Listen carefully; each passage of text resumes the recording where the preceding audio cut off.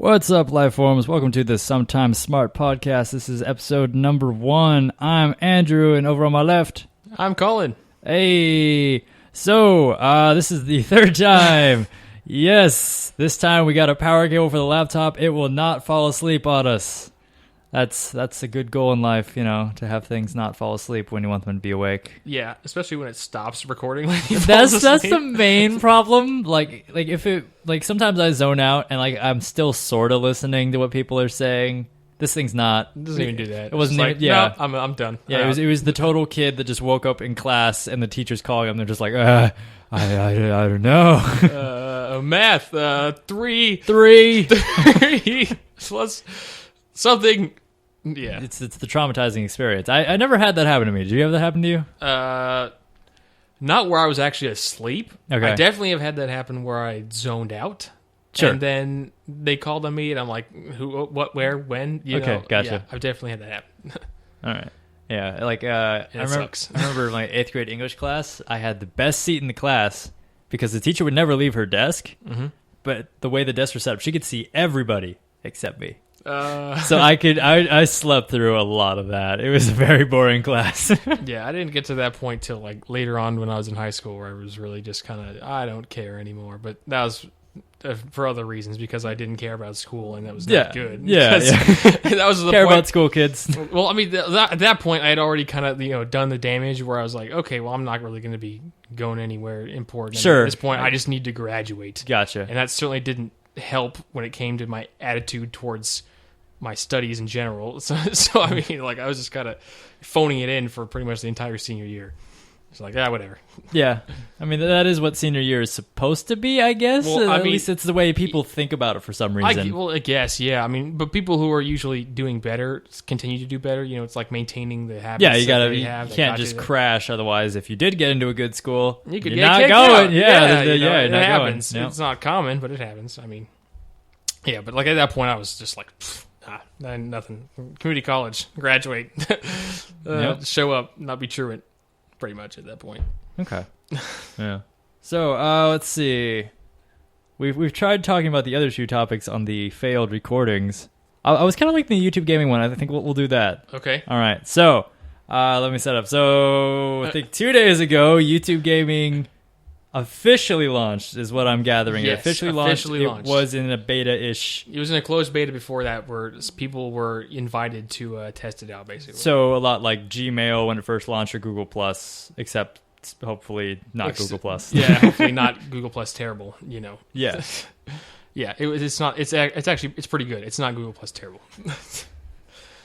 But yeah, it's definitely it's an interesting service compared to Twitch. I still think Twitch is better in the live streaming department, but of course Twitch has been around for a few years, and it's certainly got the community by this point. Definitely. Oh well, yeah, obviously, yeah. You know, it's sort of like you have your videos on demand on YouTube, you have your live interaction on Twitch. You know, whereas YouTube is basically now just trying to get to that cut of that live, the live stream action, because it is a different experience. You know, it's not exactly the same as watching a video game on YouTube, because you do get to interact directly with the streamer live, right, as opposed to on YouTube, where you can leave comments and stuff, but the video you watched, it's already happened, it's done. You can't affect that at all. So it's a different experience. But YouTube game, it's interesting. There are a few things it does better than Twitch, a few, not a whole lot, but a few. Like, the whole being able to rewind a stream while it's live. You can't do that on Twitch. It's really annoying, when you're on Twitter or whatever your social media of choice is, and you go ahead and get some kind of update. Oh, something crazy just happened on my live stream. Come in and check it out. And it's like, well, I can't. It already happened. Or maybe you just had to go to the bathroom. I've had that on live streams where I'm just like, I would get up, but something might happen. That kind of thing. Whereas, on a YouTube gaming, you can just rewind, watch whatever it is you missed, which is definitely nice. And then, of course, on the streamer side, having variable bit rates for users without having to be partnered is really nice. That way, maybe say you're live streaming in 1080p 60 FPS, maybe 3500 bit rate, but you can't. Your viewer doesn't have good enough internet to really stream that without just buffering out the wazoo. So on Twitch, if you weren't partnered, you wouldn't be able to go ahead and your viewers wouldn't be able to tone it down. Really? That's interesting. Yeah, it's really weird. Like, I don't know why they wouldn't have that available for everybody. It really hurts growth because, I mean, you don't want to watch a live stream that's buffering all the time for you. That's just, not entertaining. Also, they would have to put out more bandwidth, right? Conceivably. I mean, maybe it's different if you're doing both versions of the stream, but if some people want to make you have to put out less image quality, that sounds like a good thing to me. I don't know. Maybe there's some extra work that goes into toning it down or something. Could be. Who knows? Yeah. I don't know. Point being is if you're on Twitch and you're not partnered with Twitch, your viewers don't have that option. So if you're streaming at high quality and they can't go ahead and, tone it down, they're just not going to watch. And it kind of stunts people who are trying to, grow a Twitch audience while trying to, have a high quality stream to, attract people. But then people with not so great internet can't even come and watch the stream, so it kind of defeats the purpose of having a nicer stream. I remember those to go days. ahead and seem a little more professional, where people aren't. It's going to restrict your audience, so that kind of sucks. Whereas on YouTube Gaming, anybody that's available to anyone who's streaming, and watching, you can adjust that no matter who you are. 1,000 viewers or 2 viewers, you got that available to you, which is another improvement that YouTube Gaming has made over Twitch, at least at this point. We'll see maybe if Twitch will incorporate some of the benefits of YouTube Gaming's live streaming in the future. I hope they will. I mean, because Twitch definitely has a lot of other things that are definitely better than YouTube Gaming. That just kind of comes with being around for so long. Like all the various plugins that are available, for chat. There's emojis, but some services like Twitch Alerts, for example, to highlight, subscribers and followers and donations on the stream. Yeah. That YouTube Gaming doesn't have yet. And that's just because YouTube Gaming just came out. Is there any subscription model like Twitch has where you pay the $5 to the That's streamer? another thing. No, there is not at this current point. The only way that you can... Actually, that brings a good point. There is nothing like that, but YouTube Gaming has built-in tip donation support where you can directly donate to somebody through the chat, which is actually pretty to neat. The live streamer. Yeah, to the streamer. Okay, gotcha. It's just directly to the streamer. Whatever money you spent, all of that goes straight to the streamer. You basically. So I'm assuming on Twitch they get a cut. No, on Twitch, this is separate from the subscription model. It's not the same thing. All right. So basically, with the subscription model, you pay a certain amount of money per month. You get access to a few benefits that the streamer has created, and Twitch gets a cut of that money. With the donation tip system, all of the money that you give goes straight to the live streamer. The thing with Twitch is that that's not natively supported within Twitch's service. Okay. So you basically have to go ahead and use an external third-party application or web service to do that. Gotcha. Whereas with YouTube Gaming, they have that built in to YouTube Gaming natively. So you don't have to go ahead and set that whole thing up on the side. You can just, boom, you're set. The only thing that's a little annoying about that is it does use Google Wallet. And as far as I'm aware, it does not have support for PayPal yet. I don't think. So that's a little bit of annoying. But if they did incorporate the PayPal into that service, that would be great. That would be one huge advantage they have over Twitch, at least. Okay. Yeah. Just to throw it back a little bit, your comment about the buffering, that was reactivating memories in my brain of back when I had horrific internet and just I want to watch that show. And then I try to go there, and then I'm there, and it's sort of working, except it would just stop every 2 seconds. Oh yeah, and I just feel well, that's terrible. Yeah, I think I actually did watch shows like that. I'm pretty sure I did do that. I'm certain you did. Which because I had the option of pausing it, and waiting 10 minutes for it to buffer. I definitely did that, but I think I might have waited those 2 seconds. It just sounds like a horrible way to just digest anything now. Yeah, it is. And most people are not going to have that kind of willpower to do it. They're just going to be like, oh, no, I'm going to go watch something else, Well, yeah, because there are other things to do now. So, yeah. Exactly. So that definitely, that one aspect, definitely hurts some of the smaller channels on Twitch when they're trying to grow an audience, which can be annoying. Definitely. Yeah. So something you brought up when we were trying to record previously was that the people that do have contracts with Twitch, where they're getting paid to be on that service, there is exclusivity there. Yeah, most of them do have that. Yeah. Okay, so there are some that probably... There are a slight few exceptions, but the vast majority of them do have exclusivity clauses in their contracts. So even if they wanted to go ahead and just try YouTube gaming for fun, or just to see what it's like. They're not allowed to, and I know some people. A few of them have, I believe, but they kind of get the nudge from Twitch, like, "Yo, this is here in your contract. You shouldn't be doing this. You better come back. That kind of thing." They're not like overtly, really making a big deal out of it, but they're, letting people know behind the scenes, like, "Yo, this is here. You got to come back." This seems to me like the thing where this will need kind of, it's where people just kind of start using it and they start talking about it.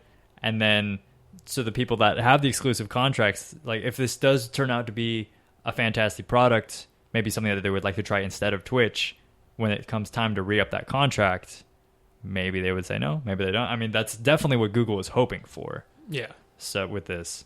Yeah, well, they're definitely going to have to step up their game if they want to attract any of the really big name people from Twitch, because I know at least pretty much anyone who's really established on Twitch, they're not going to want to move over to YouTube gaming, because as it stands right now, Twitch is still a superior live streaming service. But for maybe some of the people who aren't quite as huge but still have just got a YouTube or just got a Twitch contract, they're like, "Oh, hey, this new YouTube live streaming service looks kind of cool. I'd like to try that out." No, you can't. That's definitely one disadvantage that YouTube has when it comes to trying to grow a YouTube live streaming audience. They're going to have to kind of do a homegrown thing. They're not really going to be able to attract any big names from Twitch, because they most of them can't, even if they wanted to. Not that they want to, most of them don't. But if they did, they wouldn't be able to. So, but in terms of live streaming, it's at least for games, this seems like it's definitely at least the number 2 service. So things like Hitbox, and stuff like that. Yeah, not even. No. Yeah, there's no contest. It's definitely the second best service out there, and they're for sure. But Twitch is just so entrenched right now, and they have such a huge monopoly. It'll so if they just continue to play their cards right, probably fine. Oh yeah, Twitch is fine right now. Yeah, YouTube gaming is not it's not a threat to Twitch at all at this point. No way, not happening. Hopefully, the introduction of YouTube gaming will at least introduce a little bit of competition. Not that Twitch was doing anything wrong, anyways. It's just always good to have another. Yeah, it's always good to have a little someone else, there, giving you a little nudge every now and then to pick it up if you're not. But Twitch in particular has done a pretty good job, even considering its monopoly of innovating and really supporting its people, and not just kind of doing whatever they want because they can, because that's the only thing that's available. They haven't really done that, which is nice. But hopefully, this new introduction of this new service will introduce a little bit of competition, so that at the end of the day, that's just going to benefit the live streamers and the consumers. It's always a good thing. Yeah, so this is definitely Google and YouTube trying to integrate this. The key thing of this is that it's nicely integrated into the services you're already using. But so Twitch was recently acquired by Amazon. Since then, have you noticed any kind of obvious integrations Amazon's been working with Twitch at all? No, they pretty much just bought Twitch and said, "Okay, we own you. You continue doing what you're doing because you're doing it good." Okay, interesting. Yeah. Interesting. They have not done anything to kind of push into Twitch at all. They just bought them, and they just kind of have them sitting over the side. They're doing their thing. Okay, yeah, because they also bought Comixology, which is a service I use a lot, which is like the number 1 digital comics thing. They're basically the monopoly in that market right now. Now that Dark Horse is over there, but since being purchased, they've definitely had some minor things happen. Like there's now I believe an Amazon button at checkout. That's minor. The only major thing I heard of was on iOS, which both of us are no longer on, so it didn't affect me. But it sounded like you could no longer just buy through the app itself, because there was Apple had a thing where it's like you can't be paying outside of our store so that they don't get a cut. I think they were doing some sort of like wiggling maneuvering to get out of that. I'm not sure on the details of it now, but they were definitely being a lot more hands-on with that property than it sounded like they were with Twitch. Oh yeah, Twitch, they just bought them. Continue doing whatever you're doing. I have not noticed anything, any sort of Amazon, anything at all in Twitch. It's their acquisition. Nothing. Yeah. But again, with Twitch at least, it's a kind of a little bit different thing, because with Amazon, it's all about buying stuff, and with Comixology, you're buying something. So I could see where maybe it's definitely a much more Amazon-y thing to acquire. Yeah, it makes more sense to have some Amazon integration there. Whereas with Twitch, you're not really buying anything. at all. You're just tuning in to watch some stuff that's free. So yeah, when they did buy Twitch, it was seemingly kind of out of nowhere, because it sounded like Google was going to be buying them for a long time, and then that fell through. And then like a month later, after kind of like radio silence, it was like, Amazon's buying Twitch for $1 billion. And I'm not really sure what went on there. Like, I think Twitch was looking to get bought, kind of. They realized it definitely seemed that way. I mean, they sort of saw their value was really high. Maybe they wanted more resources, and being owned by somebody bigger than themselves would provide. And that could have been a strategy they were trying to do, and just trying to be acquired. Maybe, I don't know. I mean, obviously, I'm not involved in that, so I wouldn't know. But that's kind of what it seemed like. And I think they had some issues with YouTube as far as some of the. This is another great point. Some of their content ID things. This is something I've heard since launch. Yes, this is another point. We'll get to that in a second. Yeah. But Twitch had some issues with some of that stuff. I think because a lot of Twitch live streamers, mostly this revolves around music and copyrighted music. Sure, a lot of Twitch live streamers like to go ahead and play all sorts of music or whatever during their streams, as part of their entertainment package. Actually, this is something I did hear change after they got purchased, or right around when they were trying to get purchased. It got a lot stricter about the music streaming. Well, they said they got a lot stricter. Okay, so it's just all talk? Kind of. Pretty much. You can still pretty much play whatever you want. Sure. It's just in the archive is where it gets weird, right? Yeah, like if you're going to go ahead and save it, sometimes they'll mute certain parts, but it was pretty light compared to what YouTube or Google was wanting to do. Definitely. Definitely what they've been showing with YouTube gaming. Oh yeah. So we'll transition over to this. Another huge disadvantage that YouTube gaming has, as far as Twitch is, compared to Twitch, is that YouTube's content ID system is much, much more strict than Twitch. I mean, you can't really play copyrighted music at all, because it will literally block out your live stream during the live stream. So does it mute the audio, or completely just shut it down? It just completely shuts down the whole stream. Okay, and I hear it also gives you a copyright strike. Yes, on your channel, which is a big deal on YouTube. You get 3 of those, you're done. I mean, copyright strikes. There's copyright claims, and then there's copyright strikes. They're two different things. The claims are a little annoying, but the strikes are the big deal. But basically, because the claims can go away. Yes, whereas I think they go away a lot sooner, and you can contest those a little more easily, right, than strikes.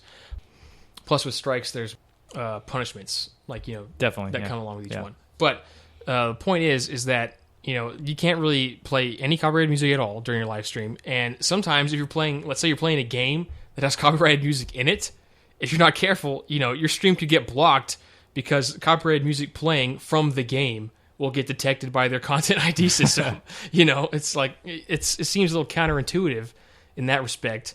But I'm sure they'll probably work on that in the future. But, okay, yeah, I hadn't thought about it from the game perspective. I remember that was definitely something that was happening on Twitch more when they started introducing the muting thing with copyrighted. But what was weird to me was when Google's statement on this, from what I'm remembering, it sounded like it's like, even if you do have the rights to this music, it is still copyrighted. Like, even if you have the rights to that music in certain regions and you're only streaming in those regions because you're trying to fit within those parameters, it sounds like content ID is not flexible enough to where it goes, oh no, man, you're fine. Like, if you could flash papers at it and it goes, yeah, later, man. Like, it just goes, nope, shuts down. Yeah, that's a big thing that, I mean, some people are talking about, other people aren't. It would definitely come into play for sure. I mean, because background music is a large part of what a lot of live streams do, and it can be a little annoying sometimes to have to go out and find copyright-free music. This sounds like such a first world problem, but it can be a little annoying sometimes, and it's just one of those pains you don't really have to deal with on Twitch. You don't have to worry about, oh man, is my live stream going to get blocked out because of some random music playing in the background of whatever I'm doing. Right. You don't have to worry about that, because with a lot of these live streams, this is what people do for a living. Sure. Yeah. I mean, and if their live stream gets shut down, shoot, I don't work for that day, and that day I'm not making money. Oh, so so it's not like they can just pop back up with a different stream? No, they're done for the day. I'm not 100% sure on the duration, but gotcha. Yeah. It shuts it down, and you're down for a while. Okay. And it's just kind of, it can really impact people who make a living off of this, because they got to be on the stream, to make their money. I mean, it'd be like if you got a job, like, oh, I didn't go to work today, but I didn't take it off with, paid leave. So I just didn't work and I didn't earn any money. And, that's a big thing. Right. That's who knows how many, hundreds of dollars that they're out because of some, stupid music in the background getting their stream shut down. Right. Yeah. Yeah. Like, I mean, like YouTube has had complaints from its creators about the way it handles copyright for a while, but I don't want to play devil's advocate, but like it definitely kind of has to be super proactive because those like the labels or video like creators from like TV or whatnot, they're definitely on them constantly. Like back when Viacom was just swinging at everything on the internet, they were coming at YouTube hard. So I'm pretty sure that's a big reason why they do this, but I'm not sure if it's still this way. But it sounded like if you had just like a normal YouTube video and it's doing great, you're getting tons of views, you're going to get that ad revenue, which, it's not a great rate. So it doing well is very important for that. If they make a copyright claim on it, even if it is not like founded at all, you're not making any money during that period until it goes away. And from what I understand, it does not come back if it is then cleared. Yeah, that's just time that video is not earning money. Exactly. Period. That's it. And it works the same way with live streams. And that's shitty. Yeah, it really sucks. Especially if, like I said before, you're making a living off of this. That really sucks a lot. And it can be really detrimental to, growth of smaller people who may not have the means to look into this stuff as much as other people might. Right. So let's see. I guess we're good on YouTube gaming then. Yeah, we got a good talk. Yeah, there. we definitely. Yeah, I think we covered that pretty well. Yeah. Okay. So so last night I was reading The Martian, which is a book that's going to be turned into a movie in a few months, and so I'm reading it for a number of reasons. I've been hearing a lot about it. It's sci-fi. That's like I've been hearing about it from the right people to where it's like, okay, I should probably do that. And then yesterday it was on sale for $2 for the Kindle version. So it's normally $10 for that. Like I was thinking of getting a paperback because I'm going to be on a flight in a few days, but I figured out a way to get apps on the SD card. Not important, but I'll be able to read it on the flight, so that's nice. But let's see. The third point, the movie. So the movie has a trailer in it that I've heard is spoilery. You said that you don't know if it is because you haven't read the book. Well, I haven't read the book. I have watched the trailer. You have watched I haven't read the book, right. So I don't know what parts of it are spoilery or not. I'll just take people's words for it who have read the book and then watched it. Sure, fine. I mean, this is intriguing to me. I may end up reading this book. Hopefully the spoilers aren't that bad. Right. But so I've avoided the trailer so far, luckily, which is actually just pure luck. Yeah, kind of a miracle. Yeah, because we've been going to the movies basically like every week this month. Pretty much for most of the summer. Yeah, most of the summer. Yeah, we'll go see a movie. So that was lucky, but I'm glad I did because I'm really enjoying this book. I'm about 20% of the way through it, so don't worry if you're worried about spoilers. I can't spoil much, really. So I was likening it to kind of like the survival books that I was super into around like 6th grade, which like one name pops in my head for those, which is Gary Paulson. You may know him from Hatchet. That's the big one. From there's other books in that series. One is the direct sequel. Another one is an alternate reality where he doesn't get saved and he has to deal with winter. And then there's another sequel after that. But he's written a lot of other books as well. But they almost always have to do with nature in some capacity, and basically coming from usually the perspective of not knowing anything about nature besides what the layman would, and having to find a way to survive within those means. And there's something very captivating about that, like having to, like, you're going to die if you don't do this, basically, is usually the premise. Like, there's one book I can think of where he's just, like, on an island and, like, meditating or whatever, but, like, usually it's life or death, which, in the case of The Martian, it definitely is. And what sets The Martian apart from that survival genre I'm describing is that it takes place on Mars. There is no ecology or environment to learn to interact with. It's basically just death out there if you make one wrong move. And in this guy's attempts to stay alive long enough, he is also potentially putting himself in more precarious situations, but the trade-off is living longer. So it's a really interesting read. I'm liking it a lot so far. But yeah, like the first sentence of it is I'm fucked. Which is that is a very compelling hook. Yeah, that sums it up right there. Yeah. And you go like, okay, do go on. Tell me. You have my attention. Tell me why. Yeah. I can gather why. This is called The Martian. So excellent read. I'm liking it a lot so far.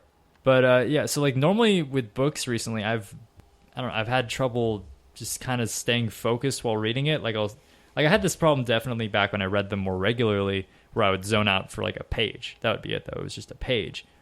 But it's happening for multiple pages now, typically. For some reason, I was just hooked. Like, I was just going through it. So I can't think of a book, really, that's been that way recently.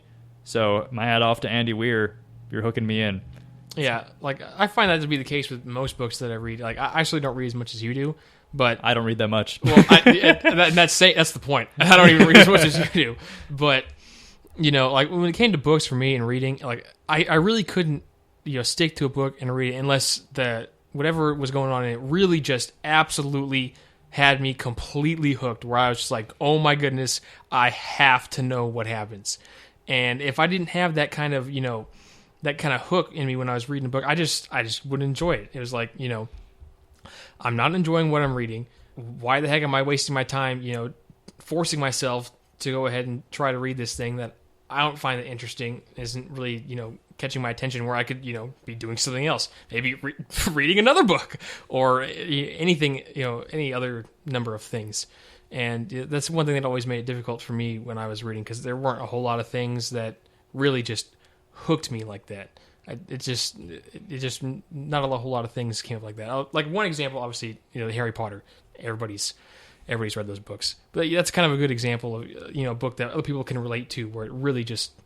There's something definitely universal about those books. Yeah, where you could just understand. You can understand what I'm talking about when I, you know, use that book as an example.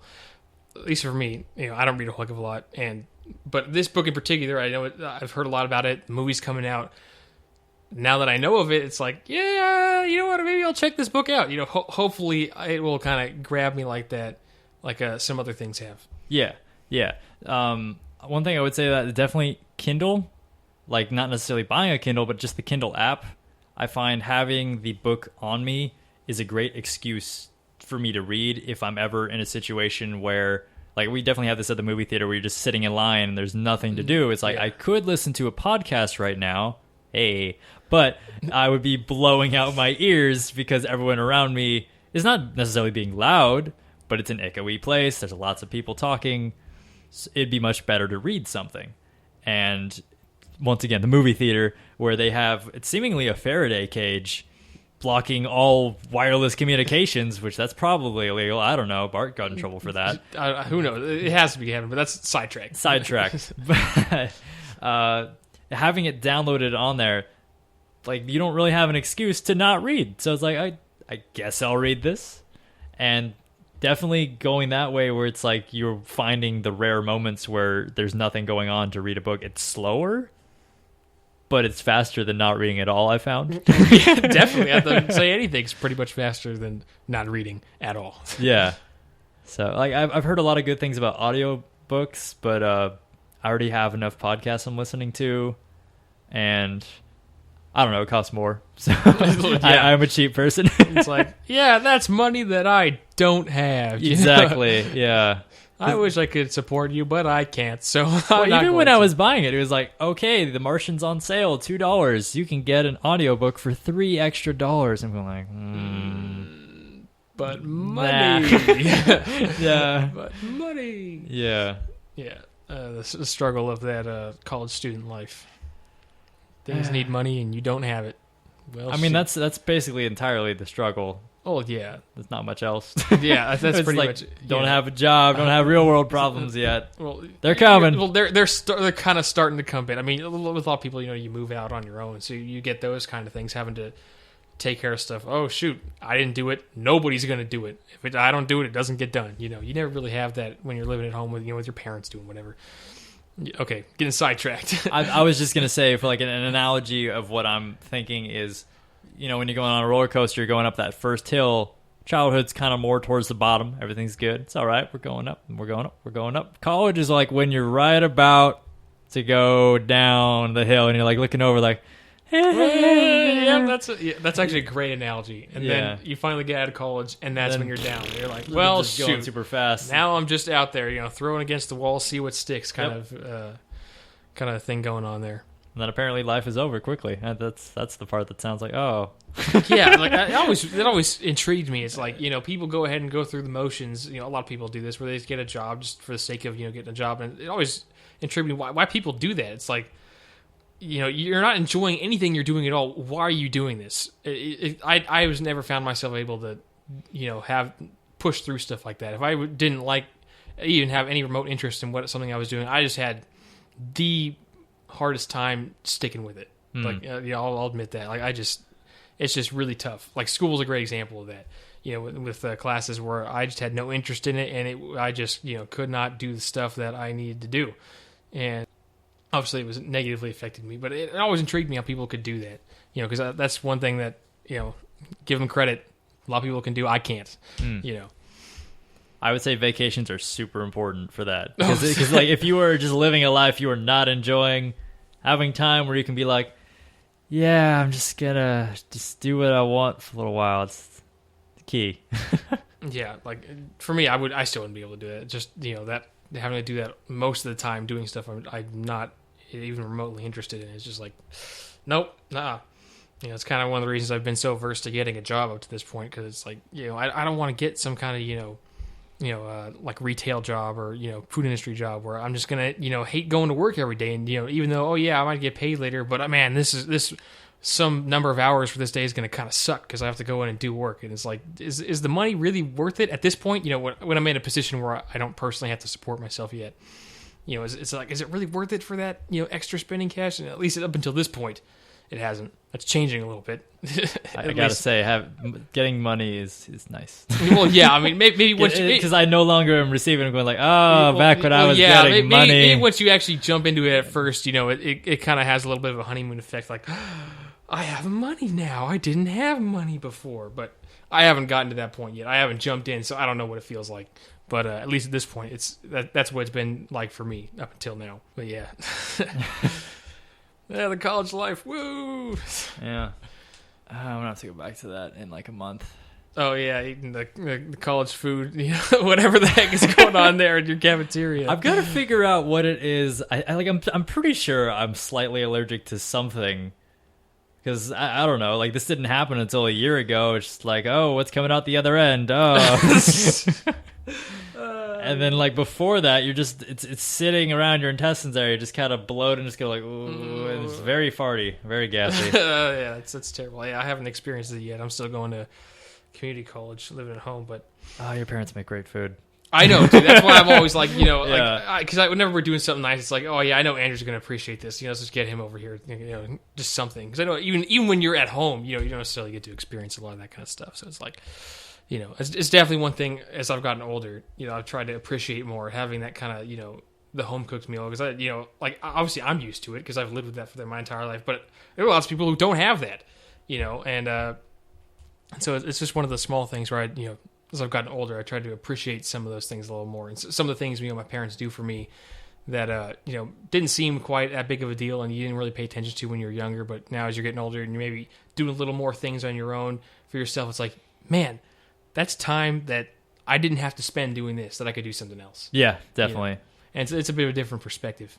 Yeah, I made 2 meals for myself yesterday. No, wait, no. Does cereal count as making... No, okay. No. I made 2 meals for myself yesterday. You didn't make cereal. You opened a box. Cereal was it. Okay, well, does macaroni count? Because it was a surprising amount of work. I don't know, man. That just sounds like putting some water in a pot. I made 1 meal for myself yesterday. That just sounds like putting some water in a pot and then boom, you got food. Well, on that, I couldn't use the normal giant bowl I used to eat out of. I had to get a gianter bowl. And then Yeah, but like... oh, man, that was too much macaroni. And I still got another box left. Like, that was a crazy deal. I got both boxes of this macaroni thing for $5. So that was $2.50 I spent on that macaroni. And that's an exorbitant amount of macaroni. I'm getting ripped off at every other food place I'm going to. This deal was insane. But yeah, good for you. Any amount of macaroni is too much macaroni, in my opinion. But that's fascinating. Okay. No, that's just gross. Well, the other meal was waffles. Made waffles. I could dig waffles though. I could definitely dig waffles. Yeah. I think we still have some waffle mix. We'll talk with Aditya. We'll see about that. Oh yeah, he's gonna love that. Actually, shout out to Aditya. We're in his shed right now. Yeah, now when I say shed, I have 5 sheds at my house. None of them are this nice. This is a very nice shed. Yeah, it's sort of like it's not quite a shed. It's more of like a mini home with nothing in it. Yeah, it's got like power outlets, which is why part of the reason we're here, because we can record with this. Yeah. But windows, doors, the light. Yeah, nice. Yeah, that poor guy though. I mean, like this is the guy who will go to Safeway, the local grocery store, and buy a loaf of bread and be like, "Oh, that's my meal." Eating bread is a fantastic meal. No, that is so sad. It's the most depressing thing I've heard in a long time. Have you eaten that bread? Yes, I have. It's sourdough bread. It's just like every other sourdough bread ever. Blasphemy. Yes. No. I actually personally don't really like sourdough bread. See, then why are you in this battle? You have no quarrel here. But that's beside the point. The fact is, he's buying a loaf of bread, and that's his meal. It's just like, oh my gosh, man. I feel so bad. You don't know what he does with the bread. Maybe he's like, oh, I got some cheese at home. Well, at least from what I've seen with his bread, he's just ripping pieces off and eating it. Oh, yeah, I'm good. Like, what kind of meal is that, man? That might be my fault. I might have inspired him. Well, I mean, whatever. I digress. It's good bread. I'm sure it's good bread. It's good cheap bread. It doesn't justify eating a loaf of bread and calling it a meal. It's just like, oh my gosh. Okay. Oh man. It's eye-opening, I guess. That in particular made me appreciate some of the things that I get a little more, seeing that. It's like, well, shoot. I got this when I go home and I look forward to. And this guy, poor guy, man. It's like, dang, you need to come over and have dinner or sometime, man. not this going to Safeway and buying bread for $2. Oh, yep, now I'm done. I mean, that's just more of an argument for learning to cook. Like, I definitely need to figure that out in the next year when I'm on my own. So I feel learning to cook is almost as important of a life skill as learning how to drive. Because yeah. I mean, some people may debate me on that, but because I mean, you can kind of microwave. It's certainly a lot less expensive to buy all your food from somebody else than it is to pay for somebody to drive you places. But still, it's a very important life skill to have, in order to at least be able to live maybe a healthy lifestyle and not pay certainly a healthy lifestyle and not pay it. Well, you could live a healthy lifestyle without cooking anything for yourself, but it would cost you like a way more stupid amount of money. Yeah. So that's one benefit. Also, it's great with the ladies because, I mean, knowing how to cook is the quickest way to a woman's heart. And I don't know anything about girls, and I still know that, man. I mean, they always say that about women with dudes. It is completely the same way when you reverse that. Same thing, man. And they see oh man, this guy knows how to cook for himself. I'm not gonna have to come in and be partially his mom and cook for him all the time. It's like that's a plus. Learn how to cook, ladies and gentlemen. Yeah, whether you're a guy or a girl, learn how to cook. It's definitely an attractive trait to have, for sure. It's impressive. Shows you can take care of yourself. Yeah. I don't know this is some crazy rant, man. This is exactly what I was hoping for. Like you come in with like a few ideas, and then you just train roll off somewhere to who knows what land. Who needs train tracks when we have tangents? We have tangents. Welcome to the tangent train. Yeah, the train that doesn't go anywhere and everywhere at the same time. Yeah, well, it's going somewhere. So, yeah. Okay, sure. We'll go with that. Did you ever watch Challenge Showdown? I remember when I was a little kid. That was one of those shows I always really wanted to watch it, but it was always on at super early time in the morning. And back then, my parents would always make me get up and eat breakfast with them all the time. So I couldn't watch those shows because they were always on at that 7 to 10 time frame. And it was always the time when we were eating breakfast. I had to come and sit down at the breakfast table. When you said earlier, I think 7. Like they would put the crappier shows on at 7, but the good ones were 8 or 9ish. Well, that's still on the prime time, for breakfast. Maybe 8 to 10 in that range. Dang, all right. And it was always, you got time to come sit down for breakfast, every morning, because at that time, my mom was working on the the night shift on the weekends, so we had to go ahead and have that. But yeah, it really sucked. I never got to watch it. Yeah, okay, yeah. I always found it very intriguing, but I never got to watch it. It really sucked. I just bring that up because like one of the later seasons, it might have been the last episode. It was almost towards the end. There was the monk guy was just going on like he was explaining where they're going. Like, oh, past the mountains of somewhere and the land of nowhere and the states of everywhere. It's like, what? Where are we going? So yeah. Okay. It just sparked that. Yeah. Now that I'm saying it out loud, it's one of those things you're like, not worth a tangent. But yeah, Shaolin Showdown is great though. I'm just putting that out there. Shout out to Shaolin Showdown. Yeah. Yeah. Let's see. Well, we did have one other thing that we had on the list, which was. Do I feel super wide just bringing this up? Like I feel super wide bringing this up. I don't know. Well, you know what? I'm not going to claim to be anything besides white. I mean, come on now. Fair enough. I mean, fair enough. Yeah. Let's be real. But yeah, we were going to talk about the new music video for Macklemore's new single "Downtown," and man, it is probably the weirdest thing I've seen all week. Like I was watching this thing, and I'm sitting there like Andrew had told me about it, and he's like, "Oh yeah, you should check this out. We might be talking about this." And it's like, "Okay, sure, yeah, I'd heard about he dropped some single or something." And then I watched this, and I was like, "What am I watching right now?" It was bizarre. It was so weird. So I didn't like it when I heard it the first few times. I kind of just put it on loop for a little while. Oh yeah, it's one of those songs where it's like, okay, I listened to it enough. Because the structure is just so bizarre. Yeah, it is. It didn't flow for me at all. Like the first, I'd say 5 times. Well, it's almost like 2 songs put into one. Yeah, but like not like I would say not in a good way. I don't know. It sort of works though. I guess but it definitely feels like it's 2 separate parts. So. You kind of like it gets a little disjointed. There's a definite cutoff in the middle where it's like, oh, the first part of the song is ending and now the second part's starting. It doesn't quite flow like most songs do. Right. Yeah. So what I found weird about it was like the guy that's featuring is from like a group called Foxy Shazam, which is basically kind of like a wannabe Queen group. They have a couple good songs. Okay. But like I was like watching like, wait. No way! Is that dude? Totally that guy. Was he the scrawny white dude with the mustache and like the mullety thing? Oh, like the super creeper mustache and.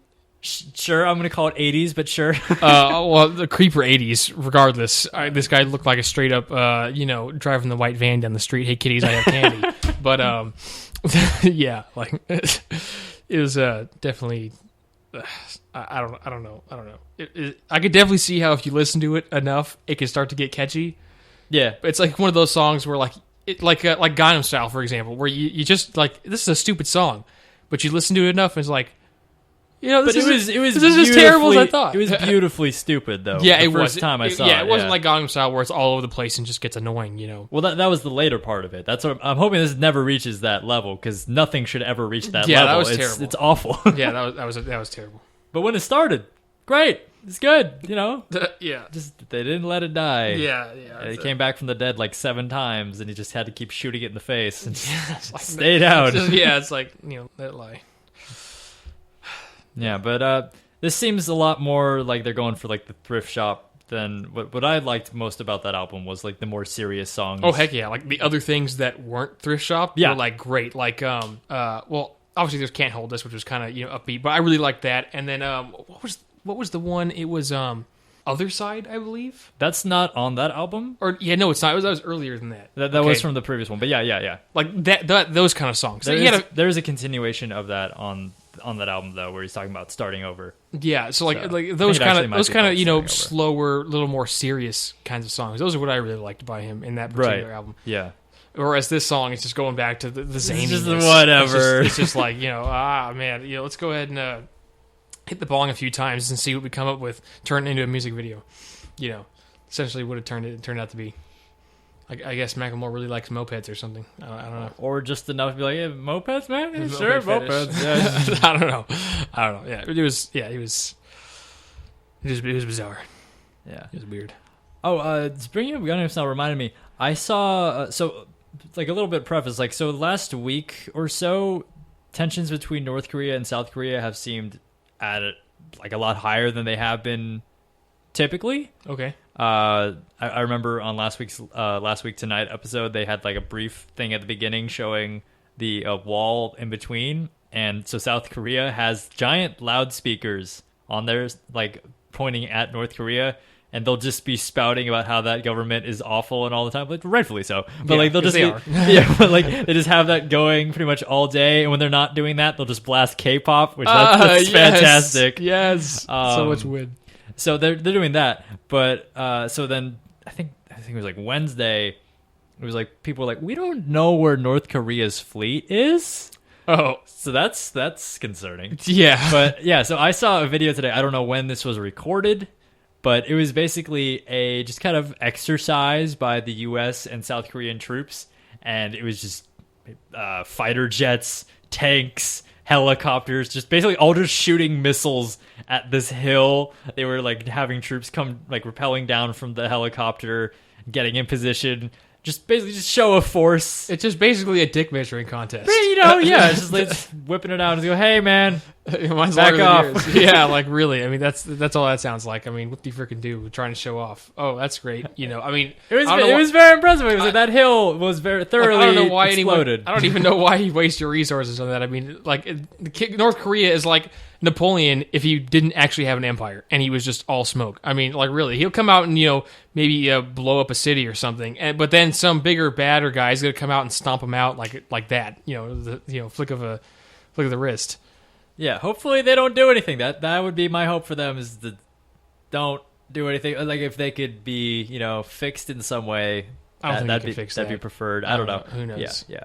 I mean, yeah, but like they're just the annoying stepbrother that just won't shut up and who wants to be respected but has done so much stupid shit in the past and is still continuing to do stupid shit and nobody cares about him at all. But he's just like will pipe up and maybe he'll go and break something just to get attention. But at the end of the day, nobody really cares.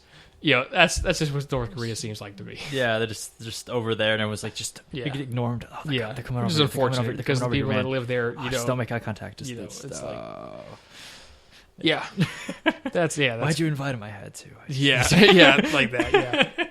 Except nobody's going to invite North Korea to anything ever. Nope. Not happening. Because if they did, they would be like, no, I'm not coming. Let me tell you why. Yeah, exactly. Make a scene, get that attention. Let's see. So I'm fresh out of ideas. You got anything, or should we wrap this up? We have made it through without the laptop dying. Well, yeah, because you plugged it in this time. Yeah, I'd say we're going for low. I like to set the bar low for living, so that way when I do achieve like awesome things, like oh hey look at that, that's awesome. You did something. Whoa, that's cool. Like, didn't die today. Check. It's good. Yeah, that's always on my list. Didn't die today. Complete. Yeah, if you did not die today, good on you. Yeah, good job. Good for you. I mean, keep that up. That's a really good trend. Yeah. I'd say it's a pretty important check. Got a low trial and error. Yeah. I mean, this wasn't really the scientific method. I didn't take notes or anything. I just maybe it won't do it this time. Yeah, not the case this time. Did it again? So yeah. Well, I don't have anything else to talk about. Okay, yeah. I'd say this is probably a pretty good pilot program, pilot episode for something being recorded in a shed. Yeah, it's not my shed. It's not my shed either. Or in some other dude's shed in the backyard. Yeah, it's pretty good. Yeah. All right, so this has been the Sometimes Smart podcast. Thanks for checking us out. I don't know why you are, but sure, man. Yeah. Hey, man. It's your time. Don't be hating. You gotta get an audience, man. You gotta, No, I am. I'm just acknowledging. We're shooting this shit. Yeah. I'm just gonna be over here just making sounds. Yeah. Maybe somebody will be entertained. Hey. Yeah, that's a plus. Check another thing off the list. Yeah, so I entertained people today. I'm planning on uploading this to SoundCloud, and then from there I've got to figure out how to get it over to iTunes. So yeah, that's been our first episode. So I'm going to assume that at some point in the future, I have figured out how to get this on iTunes. You might be in that future. You might be listening to this through iTunes. If that is the case, go ahead and leave a review. It sounds like the comment is the most important part of the algorithm. So even if you didn't like it, please, let us know why. Yeah, I mean, as much as good ratings are good. Obviously, that helps. I mean, you want to rate something really high. Maybe if you had an opinion on something that... If you do think it is fantastic, yes, do rate it highly. Definitely do that. If you did like it, definitely rate it highly.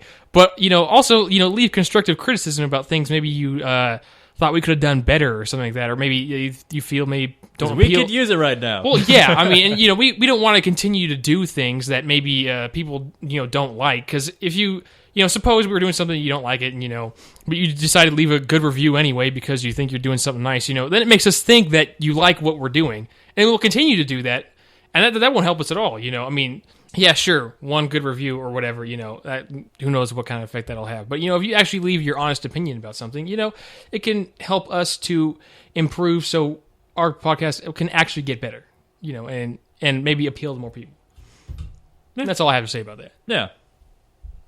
So, yeah, I guess that has been the Sometimes Smart podcast. Hopefully we were smart part of the time. So, yeah.